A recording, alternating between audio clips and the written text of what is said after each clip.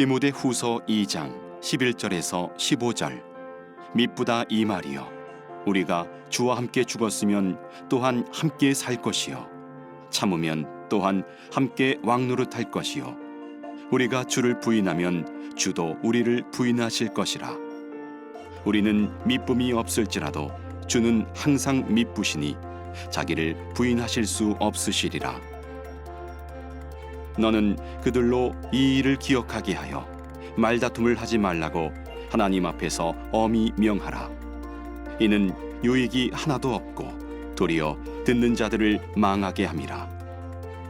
너는 진리의 말씀을 옳게 분별하며 부끄러울 것이 없는 일꾼으로 인정된 자로 자신을 하나님 앞에 드리기를 힘쓰라.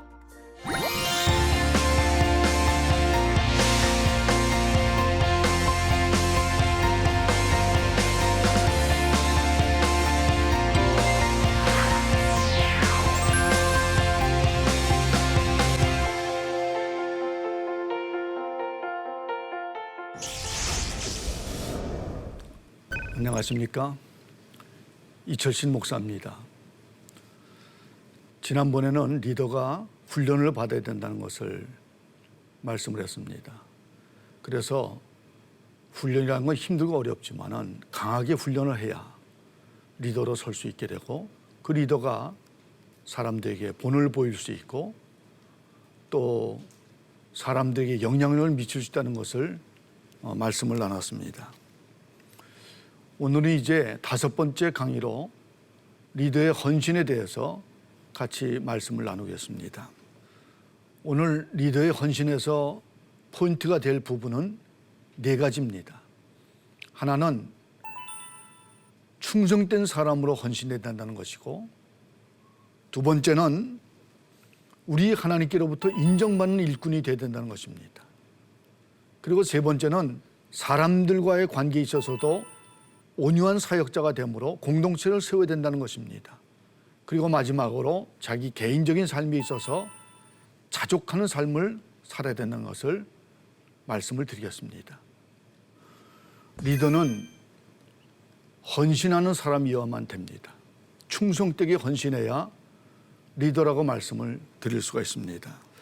사역을 할 때 언제나 편안한 환경은 없습니다. 고난의 환경 속에서 사역을 하기 때문에 헌신하지 않고는 교회 리더가 사역할 수가 없습니다. 헌신이란 말은 자기를 죽이고 자기를 버리고 하나님 앞에 자기를 드리는 것이 헌신입니다. 자기 생각, 자기 주장, 자기 고집, 이 모든 것들을 다 내려놓고 내가 가진 모든 것들을 우리 주님께 다 드리는 것, 그게 헌신이죠. 교회 리더만 헌신하는 건 아닙니다. 일반적인 사람들 가운데서도 헌신하는 사람이 너무나 많이 있습니다. 자기를 버리고 어떤 목적을 위해서 거기에 자기를 드리는 사람들이 세상 속에서 언제나 많이 있죠. 그래서 디모데 후서 1장 3절 이하의 말씀을 보면은 거기 군인, 또 운동선수, 농부, 이 사람들이 헌신하는 대표적인 사람으로 이렇게 나오는 것을 볼 수가 있습니다. 여러분, 군인이야말로 정말 헌신하는 사람입니다. 우리 한국의 남자들이 다 군대에 갔다 옵니다만은 군대에는 자기 사생활이 없습니다. 자기 삶을 전체를 다 드려야 군인으로서 복무를 할 수가 있죠. 군인은 여러 가지 일을 해나갈 때 굉장히 험악한 환경 가운데서, 굉장히 힘든 환경 가운데서 그 복무를 해야 되기 때문에 자기를 희생하지 않고는 그 군 복무를 할 수가 없습니다. 그리고 군인은 최종적으로 자기 생명까지도 내놓는 사람입니다. 그래서 생명을 내놓는 환경 속에서도 그것을 버리고 전투의 임무를 수행하는 사람이 바로 군인이죠. 군인이야말로 자기를 위해서가 아니라 나라를 위해서 자기를 죽이고 자기를 버리고 헌신하는 사람이라고 말할 수가 있습니다. 세상 속에서도 그런 헌신자들이 많이 있습니다만은 우리 예수님도 헌신한 분이시고, 이 디모데 전후서를 쓴 사도 바울도 헌신하는 사람이었습니다. 교회 리더들은 예수님을 모델로 삼아서, 또 사도 바울을 모델로 삼아서 헌신하는 사람이 바로 교회 리더들입니다. 교회 리더들이 사역할 때 여러 가지 고난을 많이 당하지만은 그 고난을 당할 때마다 참아야 되는 것입니다. 고난을 당할 때마다 소망을 가져야 되는 것이죠. 오늘 성경 10절 이하의 말씀에는 소망을 가지는 것을 자세히 말씀을 하고 있습니다. 고난을 당하는데 소망이 없으면은 그 고난을 이겨낼 수가 없습니다. 극복할 수가 없습니다.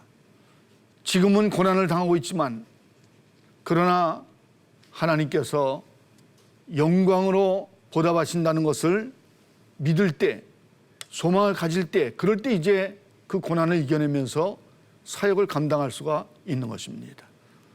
우리 기독교인들은 이 땅에서 삶을 살아가다가 죽지만은 우리 주님과 함께 부활하고 주님과 함께 영광을 거두며 주님과 함께 왕노릇한다는 것을 믿는 사람들이 바로 우리 기독교인들입니다.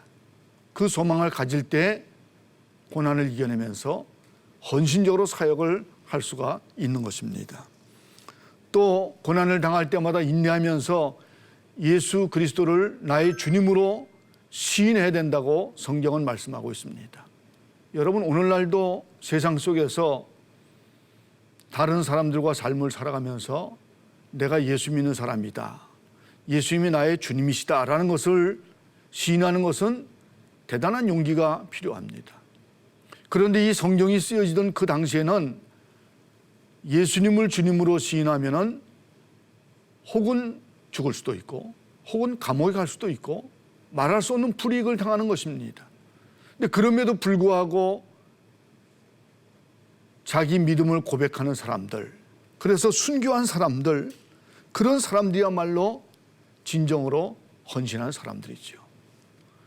오늘날도 우리가 그리스도인이 세상 가운데 삶을 살아갈 때 혹은 말로 우리 신앙을 고백할 뿐만 아니라 행동이나 삶을 통해서 예수님이 나의 주님이십니다 라는 것을 시인하는 것이야말로 가장 중요한 초보적인 헌신이라고 말할 수가 있습니다. 모든 교회 리더들은 이렇게 헌신자가 되어야만 되는 것입니다.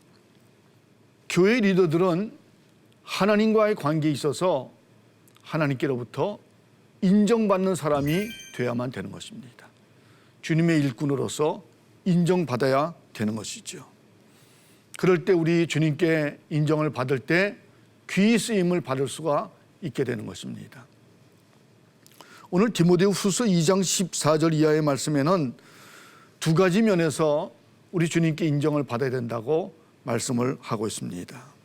진리의 말씀을 바르게 분별해서 부끄러움이 없는 일꾼으로 인정받아야 된다라고 15절은 말씀을 하고 있습니다. 우리 주님의 말씀, 성경이 우리 주님의 말씀이다, 이 성경이 하나님의 말씀이다, 이 성경이 진리다라는 것을 분명히 믿고 진리의 말씀을 바르게 분별하고 바르게 해석하고 바르게 전달하는 것이 교회 리더의 가장 중요한 사명입니다. 때로는 사람들이 자기 지식에 따라서 자기 이성대로 성경을 교묘하게 왜곡해서 자기가 구세주다, 자기가 어린 양이다, 그렇게 주장하고 사람들을 지배하고 사람들을 이끌어가는 이단들도 얼마든지 볼 수가 있습니다. 그런데 우리 주님께 헌신하는 사람들은 이 성경의 말씀, 하나님의 말씀, 진리의 말씀을 하나님께 꼭 맞도록 잘 확신하고 해석하고 그 말씀대로 전하고 그 말씀대로 삶을 살아가야 되는 것입니다. 그래야 하나님께로부터 인정받는 그런 일꾼이 되는 것이죠. 또 한 가지는 하나님 앞에서 자기 자신을 깨끗하게 함으로 거룩한 주님께 귀히 쓰임을 받아야 된다고 21절은 말씀을 하고 있습니다. 그릇을 비유로 들으면서 말씀을 하고 있죠.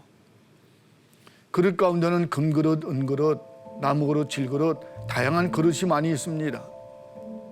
그런데 어떤 그릇들은 굉장히 비싸고 좋은 것이지만은 찬장 속에 진열하고 장식품으로 쓰여지는 그릇이 있습니다. 어떤 그릇은 그렇게 좋은 재질로 만들어진 것은 아니지만은 가정주부들이 늘 그것을 잘 사용하는 그런 쓸모 있는 그릇이 있습니다. 쓰임받는 그릇이 있죠. 오늘 성경이 말씀하는 것은 재질이 어떤 재질의 그릇이냐가 중요한 것이 아니고 깨끗하고 거룩해서 주님께서 쓰시기에 합당한 그릇이냐, 그것이 중요하다는 것을 말씀을 하고 있습니다. 교회 리더들이 그 사람이 얼마나 부자냐 가난하냐, 많이 배웠느냐 적게 배웠느냐, 그 사회적인 신분이 높으냐 낮으냐, 젊으냐 뭐 나이가 많으냐, 이런 것들은 중요한 요소가 아니다 그런 말씀이죠. 늘 자기 자신을 깨끗하게 정결하게 거룩하게 잘 준비가 되어 있어야 주님의 쓰임을 받는 것입니다. 평상시에 깨끗하게 정결하게 잘 준비하지 않으면서 그러면서 교회 직분을 탐하는 그런 이들도 얼마든지 많이 볼 수가 있습니다. 교회 리더로 세움받는데 아직 적절하지 않은데도 불구하고 준비가 안 되는데도 불구하고 리더의 자리를 탐하는 그런 사람들을 얼마든지 볼 수 있죠. 자기가 사회적으로 신분이 높기 때문에 많은 것을 소유했기 때문에 교회에서도 역시 리더가 되어야 된다고 생각하는 그런 분들을 볼 수가 있습니다. 그런데 성경은 분명히 말씀하기를 깨끗하게 정결하게 거룩하게 자기가 준비가 되어 있는 사람이 교회의 리더로 합당하고 우리 주님께서 귀히 쓰시는 그릇이 된다는 것을 말씀을 하고 있습니다. 진리의 말씀을 바르게 분별할 때 깨끗하게 자기를 준비할 때 우리 주님께서 귀히 쓰는 그릇으로 인정하시게 되는 것입니다.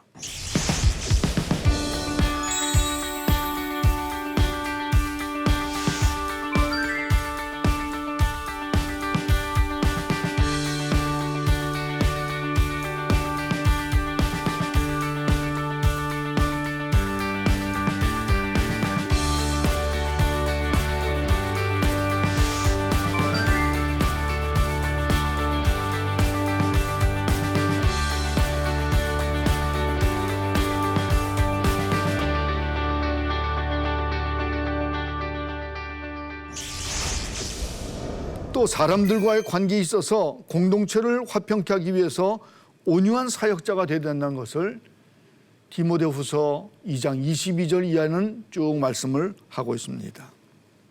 이제 사역을 하다 보니까 고난 속에서 여러 가지 사역을 하다 보면은 사역하는 사람도 자꾸 거칠어집니다. 좀 과격해지고요.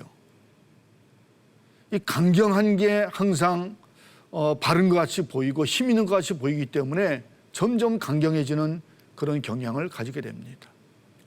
거짓 교사들이 거짓말로 교활한 음모를 꾸미면서 일을 할 때 그 사람들과 대응해서 여러 가지 진리를 지키고자 하다 보면은 교회 리더들도 자꾸 인간적인 방법을 사용하고 싶은 생각이 들고 점점 과격해지고 그런 일들을 겪게 되는 것입니다. 여러분, 그런데 교회 리더는 환경에 좌우되면 안 됩니다. 교회 리더는 다른 사람들에게 지배되면 안 됩니다. 교회 리더는 항상 주님께 좌우되어야 되고 주님의 지배를 받아야만 되는 것입니다. 여러분, 주인이 누구십니까? 우리 주님이 주인이십니다. 예수님이 주인이십니다. 누가 나를 일꾼으로 삼고 누가 나를 리더로 세웠습니까? 우리 예수님께서, 우리 주님께서 나를 일꾼으로 세우시고 리더로 세우셨습니다. 그러면 예수님은 어떻게 하시는지, 예수님은 어떤 방법을 사용하시는지, 환경에 관계없이 다른 사람에게 좌우되지 않고 예수님의 방법을 따라가야 되는 것이 바로 교회 리더입니다. 여러분, 우리 예수님께서 어떤 방법을 사용하셨을까요? 우리 예수님의 방법은 사랑입니다. 용서입니다. 화해입니다. 화평입니다. 예수님의 방법을 따라가는 것이죠. 우리가 사역하다가 여러 가지 어려운 문제에 부딪힐 때마다 항상 우리가 염두에 둬야 될 것은 이런 경우 예수님이라면 어떻게 하실까 하는 것을 늘 다시 돌아봐야 되는 것입니다. 우리 주님의 뜻을 우리가 다시 한번 성찰하고 우리 주님의 방법을 따라가야 되는 것이죠. 예수님의 방법이 과연 어떤 방법인가를 다시 돌아보면서 예수님의 방법을 따라 사역을 해야만 되는 것입니다. 참고 인내하며 주님의 뜻을 따라 주님의 방법에 순종하며 사역을 하는 것이 바로 교회 리더인 것입니다. 오래전에 이제 저희 교회에서도 사역을 하는데 어려움을 겪을 때가 있었습니다. 저도 굉장히 집착을 하다 보니까 점점 이렇게 잘못된 방법으로 가게 됐는데 늘 의논하고 같이 기도하던 한 분이 목사님 이런 방법이 우리 예수님의 방법이 되겠습니까? 질문하는 것이었습니다. 정신이 번쩍 들었습니다. 잘못된 생각을 가지고 여러 가지 문제를 일으키는 사람들의 방법을 같이 따라가고 있다. 그런 것을 다시 깨닫게 됐습니다. 그래서 다시 돌이켜서 예수님의 방법을 따라 참기도 하고 기다리기도 하고 용서도 하고 품기도 하는 그런 방법으로 다시 나아간 적이 있습니다. 하나님께서 그분을 통해서 저에게 말씀하신 것이다. 그렇게 저는 받아들이고 있는 것이죠. 어떤 경우에든지 예수님의 방법을 따라가야만 되는 것입니다. 핍박하는 사람들이 폭력적인 방법을 사용할 때도 혹은 또 거짓 교사들이 교활한 방법을 사용할 때도 그 사람들에게 좌우되고 지배돼서는 안 되고 언제든지 우리 예수님께 지배가 돼야 되고 우리 예수님의 뜻을 따라가야 되고 예수님의 방법을 순종해야만 되는 것입니다. 그것이 바로 교회 리더입니다. 그 다음에 또 교회 리더는 자기 개인적으로 자족하는 삶을 살아야 된다고 디모데전서 6장 3절 이하의 말씀을 하고 있습니다. 하나님께 자신을 들여서 헌신하는 사람은 욕심을 버려야 됩니다. 탐욕을 버리고 자신을 드려야 되는 것입니다. 하나님 앞에 헌신해서 자기를 다 드렸는데 그러면서도 또 자기가 자기 욕심을 차린다는 것은 있을 수도 없는 일이죠. 교회 리더가 사역을 감당하면서 물질적인 욕심, 권력의 욕심, 혹은 명예의 욕심, 혹은 성적인 욕심, 이런 욕심들 때문에 무너지는 교회 리더들을 우리가 얼마든지 볼 수가 있습니다. 교회 역사를 봐도 마찬가지입니다. 교회가 부패하고 타락할 때는 교회가 핍박을 당할 때 부패하고 타락하지 않았습니다. 여러 가지 소유가 없어서 쩔쩔매고 그럴 때 부패하고 타락하지 않았습니다. 교회가 부패하고 타락할 때는 기독교가 국교로 공인된다든지 기독교를 가지는 것이 기독교 신앙을 가지는 것이 그 사회 속에서 출세하는 길이 된다든지 교회에 굉장히 많은 헌금이나 또 기부하는 물질이 들어와서 부유해진다든지 그럴 때 이제 교회가 부패하고 타락했습니다. 성전을 화려하게 짓기 시작할 때 그럴 때 이제 교회가 부패하고 타락한 것이죠. 성직자들이 사치하게 될 때 그럴 때 이제 교회가 부패하고 타락한 것입니다. 성직자들이 정치적인 권력이나 혹은 돈의 권력과 같이 합쳐서 삶을 살아가고 같이 다닐 때 그럴 때 이제 교회가 부패하고 타락했습니다. 그 부패하고 타락한 것이 절정에 이를 때 그럴 때 이제 종교개혁이 일어난 것입니다. 모든 것들을 다 내버리고 다시 성경으로 돌아가자. 다시 하나님 중심으로 돌아가자. 그것이 바로 종교개혁입니다. 교회의 전체적인 삶에 있어서나 개인적인 삶에 있어서 교회 리더의 개인적인 삶에 있어서 자족하는 삶, 금욕하고 절제하는 삶으로 갈 때 그럴 때 이제 교회가 정결하게 설 수가 있게 되는 것입니다. 디모데전서 6장 10절 말씀에는 탐욕이 모든 악의 뿌리라는 것을 말씀을 하고 있습니다. 교회 리더들을 병들게 하고 교회를 병들게 하는 뿌리가 바로 탐욕이죠. 그래서 주어진 것에 만족하는 삶을, 자족하는 삶을 살아야 되는 것입니다. 자족하는 마음을 가지면은 어떤 환경에서든지 마음이 평안합니다. 자족하는 마음을 가지게 되면은 늘 거룩하고 정결하게 삶을 살아갈 수가 있습니다. 내가 현재 가지고 있는 것에 만족하기 때문에 더 많은 욕심을 부리지 않으니까, 그러니까 거룩하고 정결한 삶을 살아갈 수가 있는 것이죠. 자족하는 삶을 살아가야 경건의 연습도 경건의 훈련도 할 수가 있는 것입니다. 많이 가지고 있으면 훈련이 안 됩니다. 운동선수든지 군인이든지 훈련할 때는 다 내버리고 아주 간편하게 간소하게 있어야 훈련이 가능한 것이죠. 디모데전서 6장 17절 이하의 말씀에는 그 자족의 실제를 말씀을 하고 있습니다. 거기는 이제 부자에 대해서 말씀하고 있습니다만은 부자가 탐욕을 가지면은 그러면 이제 부자가 점점 부패하게 된다는 것을 말씀하고 있죠. 그러나 부자든지 뭐 많이 가지도 못한 사람이든지 누구든지 탐욕을 가지고 있다는 것 자체가 그 사람을 병들게 하는 하나의 원인이 되는 것입니다.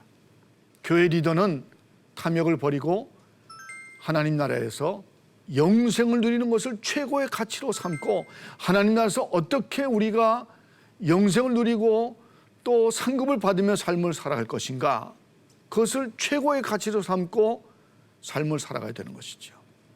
이 땅에 있는 것을 붙잡으려고 움켜쥐는 것이 아니고 그것을 손을 펴고 내려놓는 것입니다. 나누는 것이죠. 재물을 모으는 것도 중요하지만은 재물을 나누는 것이 사실은 더 중요합니다. 얼마나 잘 나누느냐 굉장히 중요한 것이죠. 종교개혁 이후에 기독교의 여러 가지 흐름이 많이 달라졌습니다. 교리에 대해서 굉장히 강하게 강조를 하면서 교리 정통주의, 율법주의에 빠지는 그런 가운데 있었습니다. 그러다가 이제 이렇게 교리에만 빠져서는 안 되겠다 해서 각성하기 시작해서 여러 곳곳에서 신앙생활을 더 잘하고 싶은 그런 사람들이 많이 일어났습니다. 영국에서는 청교도들의 경건주의가 일어났고, 또 유럽 대륙에서는 개혁주의 경건주의, 또 루터교의 경건주의, 이런 경건주의가 곳곳에서 일어났습니다. 청교도들은 영국에서 청교도주의를 시작하고 그 청교도 정신이 미국으로 건너갔습니다.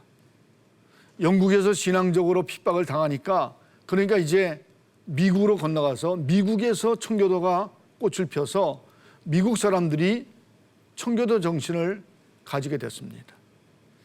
그래서 오늘날 점점 많이 쇠퇴해 가고는 있습니다만은 미국 사회가 처음 시작한 것이 청교도 정신으로 시작이 됐습니다. 청교도 정신은 근면하게 일하고 검소하게 삶을 살아가고, 그리고는 그 얻어진 것을 축적하고 그 축적된 것을 하나님의 일을 위해서 사용하고 나누는 삶을 살아가는 것이 청교도 정신입니다. 막스 웨버가 자본주의를 이야기할 때 그 자본주의는 오늘날 같은 천민 자본주의가 아닙니다.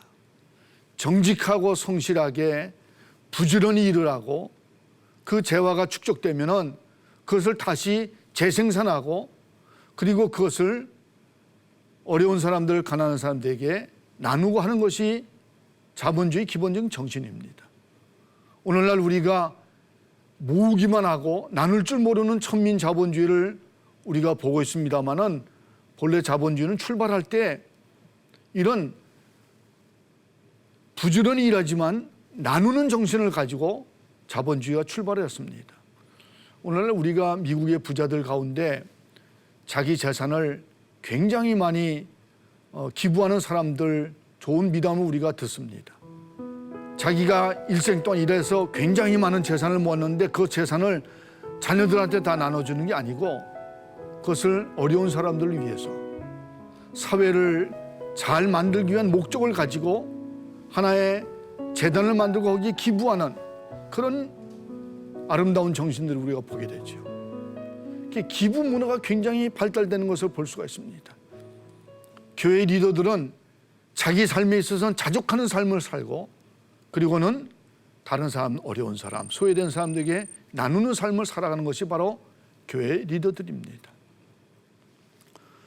오늘 리더의 헌신을 같이 말씀을 할 때 리더는 헌신하는 사람이어야만 된다는 것을 말씀하고, 헌신할 때 우리 하나님께로부터 인정받는 사람이라는 것을 말씀했습니다.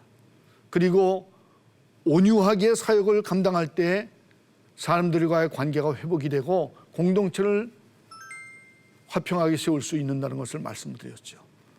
그리고 자기 개인적인 삶에 있어서 자족하는 삶을 살아가고 다른 사람에게 나누는 삶을 말씀을 했습니다. 여러분, 오늘 우리가 이 말씀을 우리 삶에 적용을 해야만 되는 것입니다. 교회 리더는 헌신하는 사람입니다. 이기적으로 자기만 생각하는 사람이 아니고 나 편한 대로 내 이익을 위해서만 삶을 살아가는 사람이 아닙니다. 주님께 헌신하는 삶을 살아가면서 자기 생각, 자기 이익을 다 내려놓고 주님께 자기를 온전히 드리는 사람입니다.